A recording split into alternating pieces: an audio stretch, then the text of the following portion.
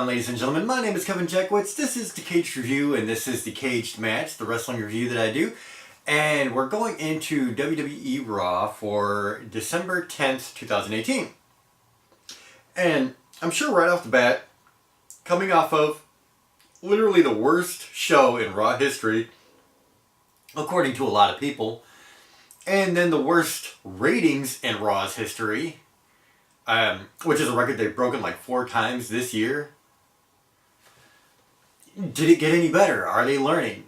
And to get into this show, I had hope at the start, but the truth is, at the end of the show, I had lost all hope again. And I'm going to tell you why. You start out with Seth Rollins and Baron Corbin, and they're doing a promo. And Seth Rollins is doing a promo where they're acknowledging every bad thing that is happening in WWE right now. They're acknowledging the stupid Lucha House Party rules. They're acknowledging Baron Corbin's terrible persona on TV. You know, everything that people are bitching about on the internet, on Twitter or whatever, they're bitching about, like, Nia Jax. They didn't mention her, but he brings up, you know, the fact that they did have the lowest ratings ever. And that's something that Vince McMahon does not do. Vince McMahon does not point out where WWE is failing miserably.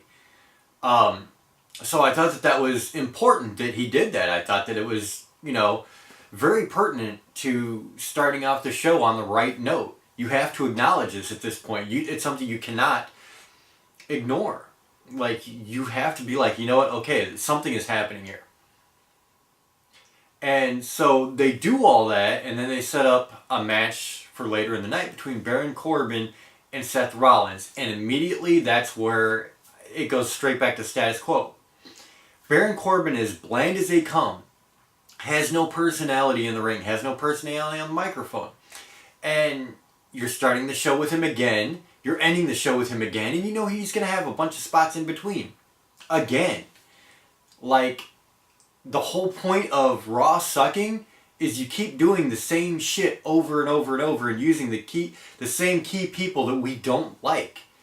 Nia Jax being another, and I'll get into her in a minute. So you get a backstage interview, Seth Rollins being asked if he thinks it's smart to do this with Dean Ambrose TLC match in a week, and, you know, typical hero shit, you know, what kind of guy would I be if I didn't? Wasn't important to me. Then you get Akam Razar and Drake Maverick, all 3 members of AOP technically, and they're taking on Bobby Roode and Chad Gable in the next match. And so obviously this is another thing that Baron Corbin set up, and something that Baron Corbin set up that goes wrong because Drake Maverick at the end of the match tags himself in and he's kind of playing around with Bobby Roode, and then Bobby Roode rolls him up and pins him. And the key here is this was actually for the belts. So we have new tag team champions in Bobby Roode and Chad Gable. I like that because I think they're both good in the ring. I like Bobby Roode, I like Chad Gable. Chad Gable is a powerhouse, like deceptively strong. So I did not mind that change up at all. But I think it was just a risky move because, like, you just gave the belts to the AOP. And now you just made them look weak as shit. And I don't know. Like, I like the surprise aspect of it, though. I will say that. That's one thing that I used to really like about Raw, is it kept you on your toes. You didn't exactly know what was going to happen week to week. So, you know, I liked it more than I hated it, to be very honest. So, you know, after this first promo where Seth Rollins is acknowledging everything, and then you have that first match, you're like, okay, maybe they're trying to really put some effort into this show. And that's where I started to be like, okay, maybe they're doing something good. You get backstage Chad Gable and Bobby Roode interview. Of course, they're both stoked for being the tag team champions. Hopefully it lasts a while. And then right after that, here's where it just falls apart for me all over again. Natalya in the ring for the 3rd section of the night. She's doing a promo, and she's doing a promo about her dead dad and breaks down into tears. Now, here's the thing. This is the thing that WWE does that no other form of entertainment does. Sports, movies, TV shows, fucking soap operas, whatever it is. Somebody dies. You know, they have respect for the situation. And they might have a little tribute at the end of a movie or during the, you know, maybe a show, maybe an entire show is dedicated to somebody. But it's a tribute. And in WWE, especially lately, they put too much into, you are insulting at times people's memories. You're adding a dead person's family's mourning into a script. Death in real life is not a script. An actor doesn't die and they work that into a movie. If you're in a soap opera and an actor or actress dies, they don't continue to write out everything based on that. You have a guy fighting for his life, Roman Reigns, and that's part of a storyline right now. And you have Natalya in the ring, brokenhearted, literally crying her eyes out because her dad is dead, and they're working this. And I understand that she probably had to be okay with that, like she had to give her approval to do this, and maybe there's something therapeutic about it, but it honestly just comes off as piss poor. It comes off kind of scummy, if I'm being honest. And that has nothing to do with Natalya or Ruby Riott. They are playing roles right now in an act.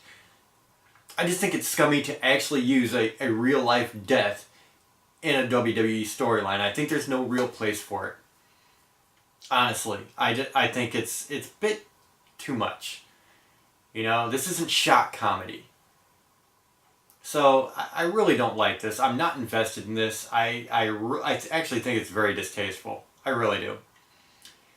So yeah, Natalya does that promo. Ruby Riott comes out. She has a table with Jim the Anvil Neidhart, you know, plastered on the front of it. Natalya's still crying at the end of it, man. It just, I don't know. I didn't like it. Real quick Dolph Ziggler promo after that. Talking about a match with Drew McIntyre later in the night. Then you get the match. Drew McIntyre and Dolph Ziggler. And Drew McIntyre makes a promo that addresses what I'm sure a lot of people thought was a stupid fucking odd decision to make Drew McIntyre lose last week. And he's like, oh, everybody loses, Andre the Giant, Undertaker. The difference is they didn't just piss away their first loss. And that's exactly what they did with Drew at the wrong time. Like I said last week, it is legitimately your only star that you can build up as the next real monster in the roster, and you blew it. It doesn't matter what you do past that point, you blew it right there. And so, yeah, Drew McIntyre putting out this promo that's supposed to save WWE some face, but it doesn't work because we know the reality of the situation, and the reality of the situation is WWE made a stupid fucking decision. So, the Drew McIntyre Dolph Ziggler match was pretty good. Had some good back and forths in it. Nothing entirely spectacular. I did like the finish, though, because they were running, you know, crossing, and Drew McIntyre hit the Claymore kick pretty quick, really out of nowhere. I hate to say it like that because it's been so overused with Randy Orton, but it really was. So, Drew McIntyre gets a win. He looks strong. Okay, that's great. And then you get Bayley and Sasha Banks. They come out, and it turns into a match with Bayley taking on Alicia Fox. Sasha Banks is at ringside. Jinder Mahal and the Singh brothers are at ringside. Singh brothers get involved, and so Apollo Crews comes down. And there was instantly a lot of memes and a lot of reactions about this because there's a point where Sasha Banks, Apollo Crews, Jinder Mahal, and the Singh brothers are all outside. Sasha Banks is asking Apollo Crews to pick her up and throw her on Jinder Mahal and the Singhs. Well, he does. And instead of grabbing Sasha Banks by the inner thigh, which is how it's been done 99% of the time, ever, Apollo Crews has his hand straight cupped on her vagina. Like straight, like grabbing her by the crotch, and then throws her. And so instantaneously, there's a bunch of pictures and memes and stuff all over People talking about he took Trump's advice and, stuff like that, which was really funny. But at the end of the day, that was a really fucking stupid thing to do. Again, like, people are just not paying attention to the way people react to things nowadays. I personally don't care. If he wants to grab her everywhere, as long as she's okay with it, fine. But people are going to bring this up. Like, the whole Me Too movement is huge right now. And so, like, this is just another dumb incident that might get blown way out of proportion. Now, Sasha Banks was cool with it. They knew what was going on. Hey, fine, whatever. Although, I will say that if he was supposed to grab her by the end of the thigh and she wasn't cool with it because they're both seeing some... Actually, I think they're both married to other people. Well, then it becomes something more. And quite frankly, something that could potentially get Cruz fired. So you just gotta be really careful with shit like that. I thought it was stupid. So all this distraction outside the ring, Alicia Fox goes for a kick on Bayley, misses, hits the turnbuckle. Bayley hits the Bayley to belly, gets the win. Charlie interviews Dean Ambrose after that, and it was just another typical Dean Ambrose interview. Nothing special about it, to be very honest. I really like Dean Ambrose. I don't know that he's been able to do the most with his character at this point. They've given him some odd stuff, honestly. After that, you get Elias. He's on the ramp. He's doing his guitar promo. He's in the ring. Of course, he gets interrupted by Elias with Lio Rush, and it turns out that it's actually a match between Elias and Lio Rush, not Bobby Lashley. Heath Slater is the referee in this, and he's trying to do the Baron Corbin puppet thing because, he's got kids. And so, Lio Rush versus Elias. Elias is, of course, whipping Lio Rush down. Bobby Lashley jumps in the ring. Again, throwing the rule book out the window. Nobody cares. No disqualifications. You have Heath Slater not wanting to risk his job, so he lets everything fly. So eventually, Lio Rush gets the win on Elias. Not the greatest segment, honestly. Not the greatest match, not the greatest segment. I understand what they're doing. I'm just not a fan. Backstage, you get Corbin Slater. Corbin says Slater's not done for the night, says he's doing a good job, whatever. Alexa Bliss, Nia Jax, with Tamina, Ronda Rousey, and Ember Moon all start out the next bit. And it basically goes, Alexa Bliss is going to introduce Nia Jax and Ronda Rousey to have a face-off. That's what they were saying was going to be the skit. And right away, Nia Jax goes into this long promo, terrible promo. She sucks, let's face it. There's a lot of people that are, Nia Jax fans literally because she's, like I said, the walking billboard. I don't care. I really don't care. I don't care how big, how small she is. All I care about is her in-ring talent. All I care about is her microphone talent. She has neither. So, last week, there was a lot of backlash because Nia Jax had the microphone really close to her mouth and screamed. And this week she did it intentionally. And I'd really like to clarify that heel heat is not repeating the shit that people don't like. That's not heel heat. That's being cheap. That's having zero talent and trying to annoy people. And you do. You annoy people. So congratulations. You're doing what you're supposed to do as far as that goes. But it is zero talent. If I want to be annoyed, I'll go try to drive through rush hour traffic with all these snowbirds in Florida. That's annoying. I don't like being annoyed. I want to watch something that is intelligent, that is well thought out, that is well scripted, that is well delivered. Something Nia Jax cannot do. And so she has to resort to this crap. I don't like it. I'm sorry. And as you can tell, the longer this show goes on, the worse it's getting again. So Ronda Rousey comes out and says, I'm not here to talk or strike poses, I'm here to fight. She rushes in the ring, everybody else walks out, cuts to commercial, and somehow when they come back, all of that turns into Ember Moon versus Tamina. Because Ember Moon had come down because Nia Jax and Tamina were trying to surround her in the ring. So, yeah, that turns into Ember Moon versus Tamina, which made 0 sense. Like, big goose egg, no sense whatsoever. Ember Moon gets the win on Tamina. I didn't give a shit.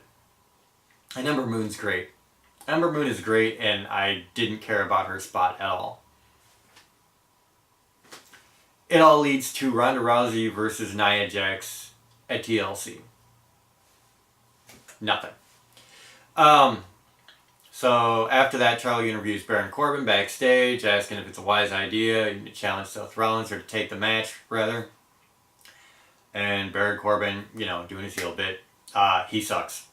That's all I gotta say. He sucks. Seth Rollins versus Baron Corbin, TLC match.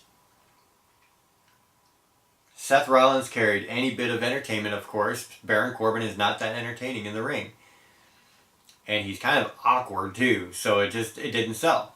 Honestly, a match with Seth Rollins, it is a TLC match, didn't sell that well. And I understand it's a big match to end Raw, and they wanted to get people's attention. They wanted to keep it for that third hour. It wasn't that good of a match, to be very honest. And what I feel really bad about is they're using Seth Rollins like overkill, because he's got to make up for the slack of half the roster. Which kind of sucks for him, because you got a TLC match tonight and a TLC match on Sunday. So, I don't know, man. So I wasn't really impressed with that last match, to be very honest. Baron Corbin, he's never going to be that great at anything as far as in-ring or microphone. He's just not.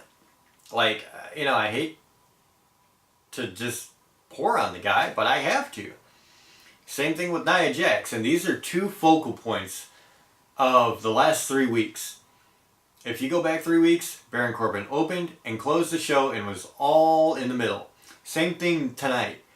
The week before, it was Nia Jax. Literally the two most hated people in the company, not because of heel heat. And that's the thing, like, I try to stress is, this is not heel heat. This is, we don't want to see you on our fucking TV heat. And we just keep getting them shoved down our throats. And I understand there's a lack of people, so what WWE should be doing is making new talent. This would be the perfect time to bring somebody up from NXT. This would be the perfect time to have somebody make their big break.